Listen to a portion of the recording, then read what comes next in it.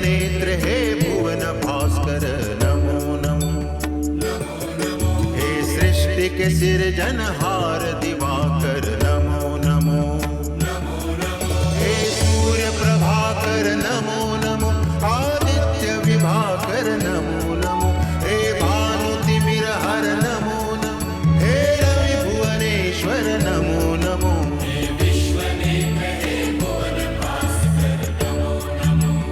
नमो नमो।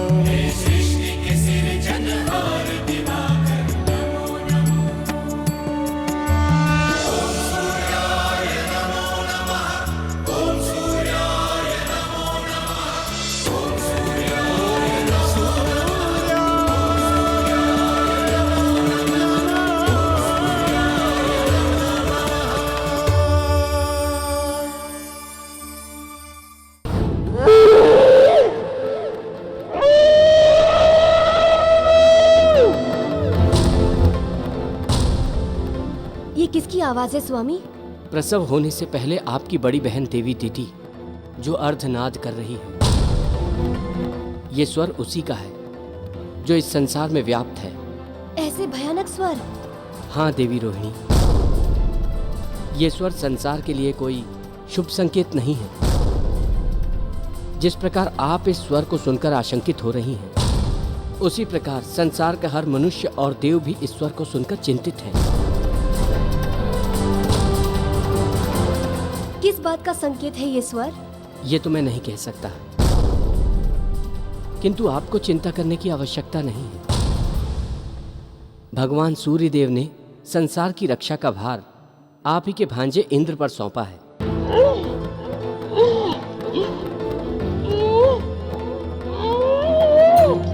स्वामी, ये भयानक स्वर कैसा? कौन निकाल रहा है ये स्वर? जाओ, जाकर पता करो ये स्वर कहां से आ रहा है और इसे बंद करवाओ। ठहर जाइए। आप सबों को व्यर्थ परेशान होने की आवश्यकता नहीं है। प्रणाम गुरुदेव। आयुष्मान भव। आप सभी लोग यहां से जा सकते हैं।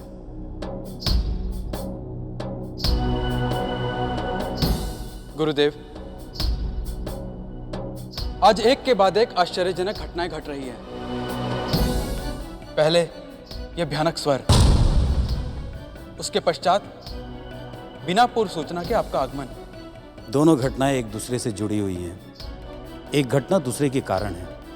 अर्थात इन स्वरों के कारण ही आप यहाँ पधारे हैं। गुरुदेव, विस्तार से बताइए कि ये स्वर कहाँ से आ रहे हैं? ये स्वर इस बात के संकेत हैं स्वर्गाधिपति कि अब आपके विश्राम के दिन समाप्त हो गए। आप स्वर्ग और इस संसार की रक्षा के लिए अपनी कमर कस लें। संसार की रक्षा हेतु युद्ध करने के लिए मैं सदैव प्रस्तुत रहता हूं गुरुदेव, किंतु ये सब क्या हो रहा है? देवी दीति इस समय प्रसव पीड़ा से जूझ रही हैं। ये स्वर उन्हीं के कराहों की है। उनके गर्भ से जन्म लेने वाले दैत्य सबसे पहले स्वर्ग पर अपना अधिकार जमाने की चेष्टा करेंगे। इसके बाद संसार के सारे नियम और संयम को भंग करेंगे। उन्हें आपको रोकना होगा देवराज। गुरुदेव, फिर क्या होगा? क्या इस संसार पे कोई संकट तो नहीं? संसार पर तो नहीं, किंतु संसार की सारी शुभ शक्तियों पर संकट अवश्य है। ये दैत्य सारी शुभ शक्तियों को परास्त करके इस संसार पर अपना अधिकार जमाने की चेष्टा करेंगे। पूजा पाठ, दान धर्म और यज्ञ आदि जैसे पुण्य कार्यों में विघ्न डालने की चेष्टा करेंगे, जिनसे शुभ शक्तियों को बल मिलता है। इनसे निपटने के लिए युद्ध में तुम्हें सबसे आगे रहना होगा देवराज।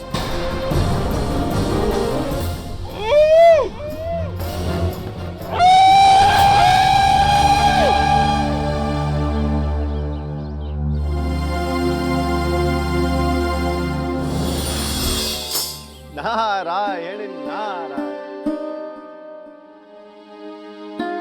कुछ चिंतित लग रहे हैं आप ऋषिवर। देवी दीति के कंठ से निकल रहे इन भयानक स्वरों से मैं ही क्या, अभी तो पूरा संसार चिंतित है देव ऋषि। तो फिर इस विषय में कुछ करते क्यों नहीं? किंतु क्या कर सकते हैं, ये तो देवी दीति की प्रसव पीड़ा की अभिव्यक्ति है। तो फिर चिंता क्यों करते हैं? जिस विषय में आप कुछ कर नहीं सकते तो उसकी चिंता छोड़ क्यों नहीं देते? आप महान है देव ऋषि, आपके परिहास में इतना ज्ञान भरा है जितना औरों के प्रवचन में नहीं होता। ऋषिवर, भगवान सूर्य देव का कहना है कि होना तो वही है जो नियति में लिखा है, फिर व्यर्थ की चिंता करने से क्या लाभ? मनुष्य को चाहिए कि व्यर्थ की चिंता को छोड़कर अपना कर्म करे, फिर जो होगा अच्छा ही होगा। ठीक कहा आपने देव ऋषि, मैं इस सिद्धांत को अपनाने का प्रयास करूंगा।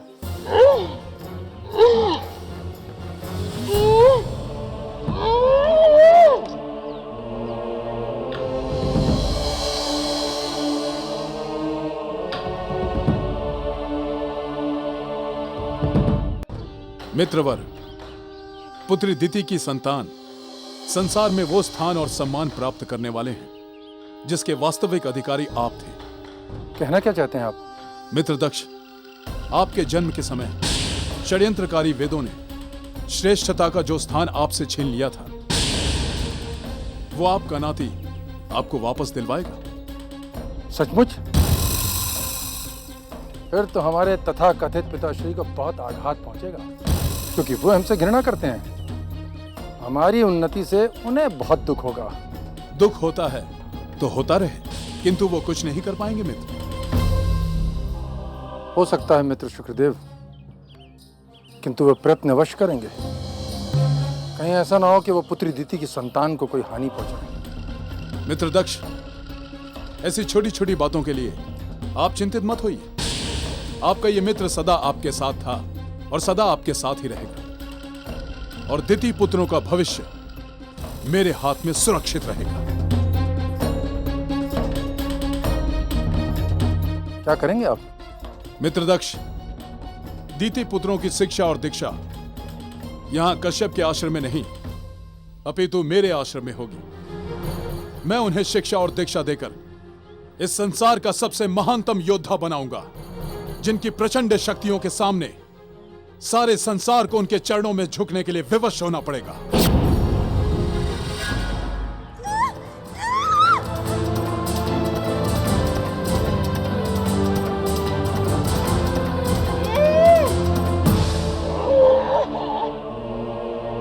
हमारी पुत्री दिति का यह भयानक अर्धनाद, हम उसका इस प्रकार का चिल्लाना और नहीं सुन सकते। मित्र शुक्रदेव, हमें कुछ ना कुछ करना चाहिए।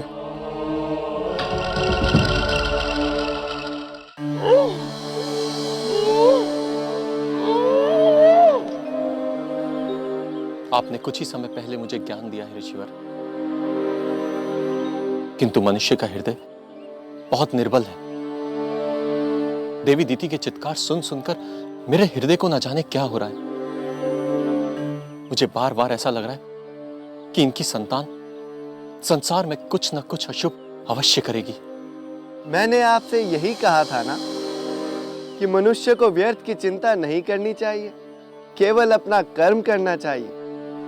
अब आपके हृदय से भी तो यही स्वर उठ रहे हैं कि आपको इस विषय में कुछ करना चाहिए। किंतु क्या देव ऋषि? ऋषिवर, मनुष्य के स्वभाव के विकास में जितना योगदान उसके जन्म का होता है, उतना ही योगदान उसके पालन पोषण का भी होता है। यदि आप संसार की रक्षा करना चाहते हैं तो दिति पुत्र की शिक्षा दीक्षा अपनी वट छाया में ही करें, जिससे उसे उचित शिक्षा और संस्कार प्राप्त हो सके। ये कहने की तो आवश्यकता ही नहीं है देव ऋषि। वो मेरा भी तो पुत्र होगा और मेरी देखरेख में शिक्षा प्राप्त करेगा। किंतु एक बात का ध्यान रखना ऋषिवर। किस बात का देव ऋषि? इस बात का कि कौन किसे शिक्षा दे रहा है। कहीं ऐसा ना हो कि आपसे शिक्षा ग्रहण करने के स्थान पर वो आपको ही पाठ पढ़ा दे।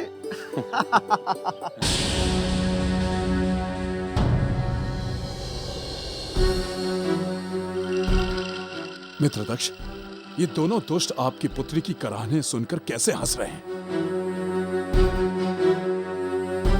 ऋषिवर!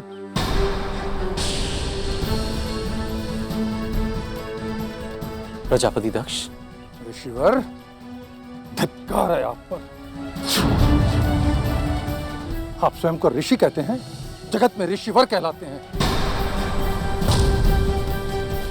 और एक असहाय कन्या की पीड़ा से आनंद ले रहे हैं, उसकी चीत्कार सुन सुनकर हंस रहे हैं।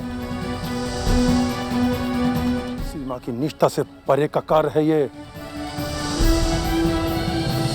और तुम अरे भैया कहते हो हमें, और अपनी भतीजी दीति के कष्ट से आनंद ले रहे हो। पर पीड़क हो तुम दोनों, मानसिक रोगी हो। मनुष्य के नाम तक कलंक हो तुम दोनों। भैया दक्ष, आप अकारण ही रुष्ट हो रहे हैं। हम देवी दीति की पीड़ा पर नहीं हंस रहे थे। बस, बस। इस प्रकार की बातों का जाल बुनना और षड्यंत्र करना आपकी विशेषता है। बहुत निपुण हैं आप इसमें। दक्ष भी कह सकते हैं। क्या कहा? आप ये भी कह सकते हैं कि षड्यंत्र करने में मैं दक्ष हूं। वो भी एक ही बात है। मैं तुझे अभी पाठ पढ़ाता हूं।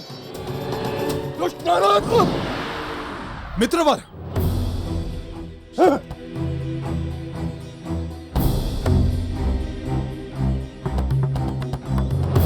ये दुष्ट नरक स्वयं को हमारा भाई कहता है, लेकिन है हमारा शत्रु। जिस दिन हमारे हाथ चढ़ गया उस दिन इसका मुंह बंद कर दूंगा। नारायण नारायण। फिर आ गया दुष्ट। भ्राताश्री, कहीं चोट तो नहीं आई ना आपको? चोट तो अब तुझे आएगी। नारायण नारायण। भ्राताश्री, आपने वो कहावत तो सुनी होगी ना, जो मनुष्य किसी दूसरे को गिराने के लिए गड्ढा खोदता है, भगवान उसके लिए खाई खोद देते हैं। आपने अपने प्रहार से मुझे आहत करना चाहा और आप स्वयं ही धराशायी हो गए। नारायण नारायण। तुझे पाठ पढ़ाना ही पड़ेगा, तू ऐसे नहीं मानेगा। दुष्ट! ऋषिवर, ये सब आपका क्या धरा है? मेरा? मैंने क्या किया? आपसे ही बढ़ावा पाकर इस दुष्ट का इतना साहस हो गया। इसे अभी इसी समय आश्रम से निकाल दीजिए।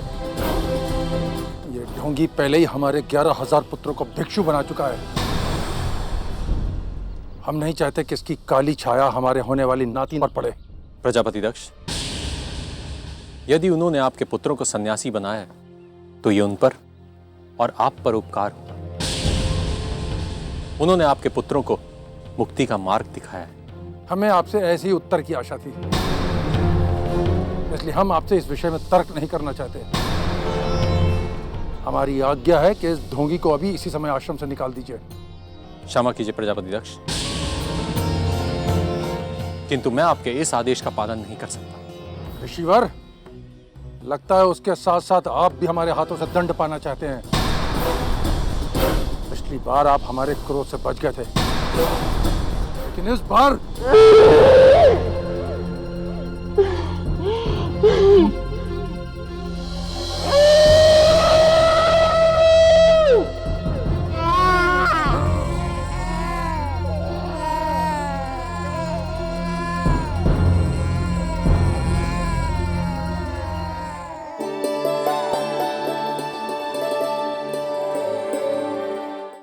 बधाई हो माताश्री।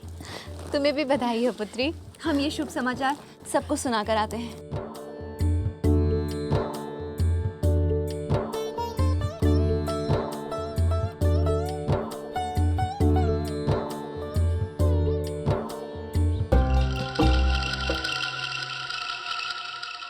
मित्रवर, पुत्री दीति ने एक से अधिक पुत्रों को जन्म दिया है। आपको बहुत बहुत बधाई हो मित्र। आपको भी बधाई हो मित्र शुक्रदेव। शिष्य तो ये आप ही के बनेंगे। धन्यवाद मित्र। मेरे लिए तो सत्य में अत्यंत प्रसन्नता का समाचार है मित्र। पिताश्री, दीदी ने 2 पुत्रों को और एक पुत्री को जन्म दिया है।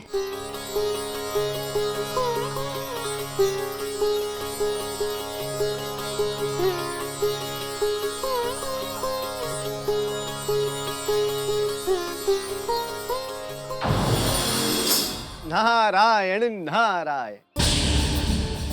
ऋषिवर, मेरी अभिलाषा है कि पुत्री दिति की संतानों के श्रीमुख के दर्शन करूं।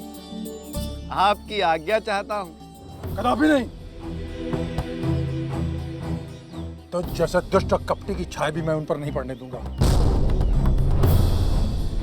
तुम्हारे लिए उत्तम यही होगा, इससे पहले हमारे हाथों तुम्हारा कोई अहित हो, सम्मानपूर्वक यहां से चले जाओ।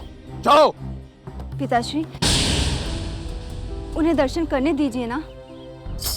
रहने दो पुत्री अदिति। बड़े भैया की आज्ञा को मैं कैसे टाल सकता हूं? अब मैं चलता हूं।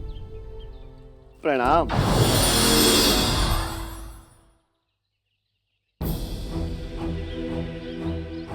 ये इतनी सरलता से मेरी बात कैसे मान गया? प्रजापति दक्ष, देव ऋषि नारद की उपस्थिति शुभ और मंगल का प्रतीक मानी जाती है। आपके संसार में होती होगी, लेकिन हमारे संसार में नारद की उपस्थिति काली छाया से अधिक नहीं है। जिस नारद ने हमारे 11,000 पुत्रों को भिखारी बनाकर हमसे सदा के लिए दूर कर दिया, उसकी काली छाया हम दिति पुत्रों पर नहीं पड़ने देंगे। नारायण नारायण। क्षमा कीजिएगा भैया दक्ष, एक शंका के समाधान के लिए वापस आना पड़ा। कैसी शंका? यदि मेरी छाया दिति पुत्रों पर नहीं पड़ेगी तो उनका नामकरण कौन करेगा? पूरे संसार के बच्चों के नामकरण का अधिकार मिला तुम्हें? नारायण नारायण।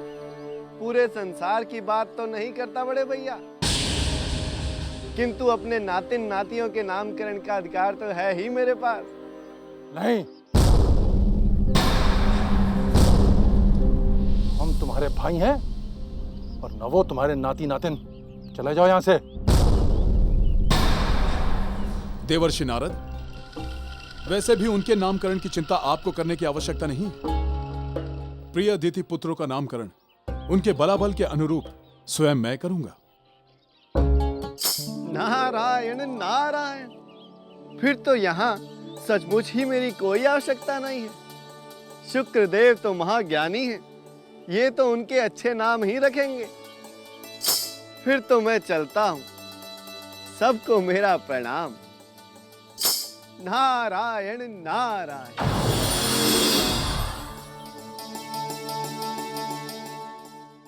मित्र शुक्रदेव, आइए हम कुटिया में चलते हैं।